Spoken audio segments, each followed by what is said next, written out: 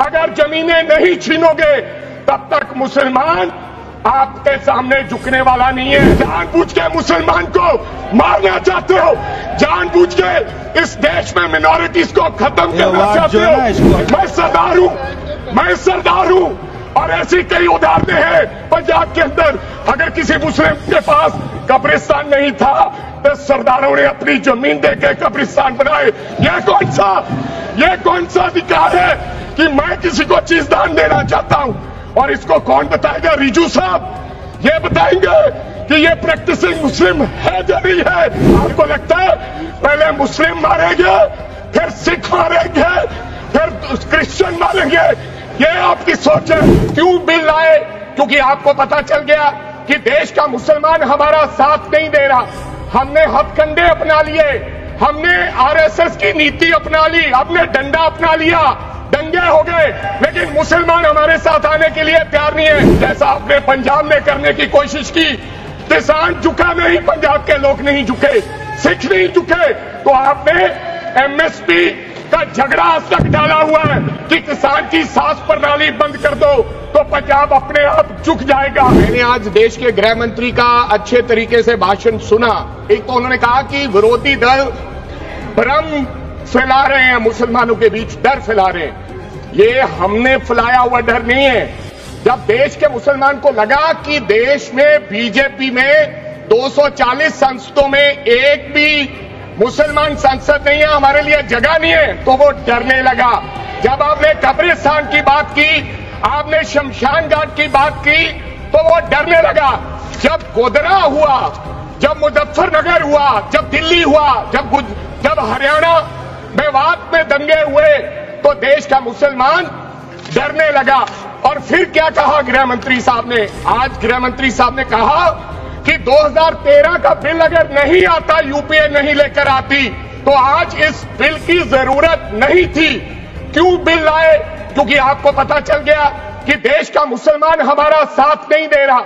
हमने हथकंडे अपना लिए, हमने आरएसएस की नीति अपना ली, हमने डंडा अपना लिया, दंगे हो गए, लेकिन मुसलमान हमारे साथ आने के लिए तैयार नहीं है। फिर आपको पता चला, आपने एक और आंकड़ा दिया, आपने कहा 1913 से 2013 तक केवल 18 लाख मुसलमानों का जमीन था, और 2013 से अब तक 21 लाख और हो गया, यानी कि 39 लाख टोटल जमीन हो गया। तो आपको किसी ने समझाया मुसलमान को अगर आपके बस में करना है, ये आरएसएस की नीति नहीं अपनाएगा जितनी देर आप इनकी सास प्रणाली बंद नहीं करोगे। अगर वक्फ बोर्ड नहीं छीनोगे, अगर जमीनें नहीं छीनोगे, तब तक मुसलमान आपके सामने झुकने वाला नहीं है। जैसा आपने पंजाब में करने की कोशिश की, किसान झुका नहीं, पंजाब के लोग नहीं झुके, सिख नहीं झुके, तो आपने एमएसपी का झगड़ा आज तक डाला हुआ है कि किसान की सास प्रणाली बंद कर दो तो पंजाब अपने आप झुक जाएगा। आर्थिक जब झुक जाएगा तो हमारी ईन मान लेगा और हमारे साथ आ जाएगा। आदरणीय सर, आपने बार बार कहा, आज गृह मंत्री साहब ने कहा गवर्नमेंट प्रॉपर्टी पर किसी का अधिकार नहीं है, पंचायत की जमीन कोई दान नहीं दे सकता है। मैं आपको इसके पीछे लोचा क्या है, इसके पीछे छुपा हुआ राज क्या है?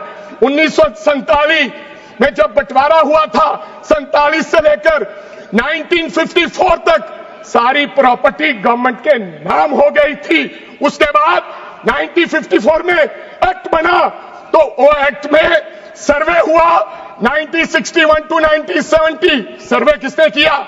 कलेक्टर ने। अगर पंजाब की, हरियाणा की, हिमाचल की बात करूं तो डिविजनल कमिश्नर अंबाला बैठते थे, उन्होंने सर्वे किया, तहसीलदारों ने सर्वे किया, तो वक्फ बोर्ड को ये जमीन देने का काम किया। अब क्या हो गया? जैसे राहुल गांधी कर्नाटक में भाषण देते हैं, गुजरात में मुकदमा दर्ज होता है, सजा हो गई। गवर्नमेंट की प्रॉपर्टी तो 1947 और 1954 में तो सारी प्रॉपर्टीज गवर्नमेंट की थी। अब एक बंदा खड़ा होगा तो वो कहेगा कि यहां पर ये गवर्नमेंट की प्रॉपर्टी है, डिस्प्यूट होगा, तो आप वक्फ बाय यूजर का अधिकार खत्म कर दोगे कि ये तो जमीन गवर्नमेंट की थी, आप उसकी जमीन छीन लोगे। फिर आपने कहा लिमिटेशन एक्ट की बात कर रहे हैं आप, और किसी धार्मिक स्थानों पर तो लिमिटेशन एक्ट लागू नहीं होता, इनके ऊपर क्यों?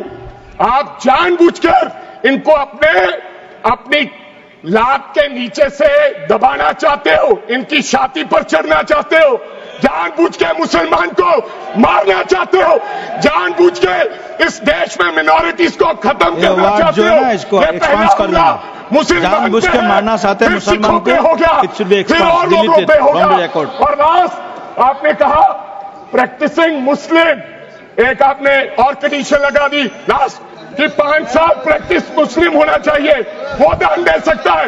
मैं सरदार हूं और ऐसी कई उदाहरणें हैं पंजाब के अंदर। अगर किसी मुस्लिम के पास कब्रिस्तान नहीं था तो सरदारों ने अपनी जमीन देके कब्रिस्तान बनाए। ये कौन सा अधिकार है कि मैं किसी को चीज दान देना चाहता हूं? और इसको कौन बताएगा? रिजू साहब ये बताएंगे कि ये प्रैक्टिसिंग मुस्लिम है या नहीं है? ये सरासर अन्याय है। कल को श्रोमणी गुरुद्वारा प्रबंधक कमेटी 1925 का सिखों का जो एक्ट है, आप उसमें भी संशोधन करेंगे। आपको लगता है पहले मुस्लिम मारेंगे, फिर सिख मारेंगे, फिर क्रिश्चियन मारेंगे? ये आपकी सोच है और मैं बिल का विरोध करता हूं। मुझे नहीं जाना माँ। तू चुप कर। ये गोल्ड घर पड़े पड़े अंडे तो नहीं देगा ना? ये लोन तेरे बिजनेस को आगे लेके जाएगा। लेकिन माँ, तू टेंशन मत ले, मैंने सब रिसर्च कर ली है। रेट ऑफ इंटरेस्ट बहुत ही कम है और 0 प्रोसेसिंग फीस। भैया आगे से उल्टे हाथ मोड़ लेना। आपको पीएनबी जाना है ना? अरे घबराइए नहीं बहन, 1 नंबर बैंक है। मेरे ऑटो का लोन भी पीएनबी से है। देखा, हमारे बैंक को सब जानते हैं। पीएनबी को तो सब जानते हैं।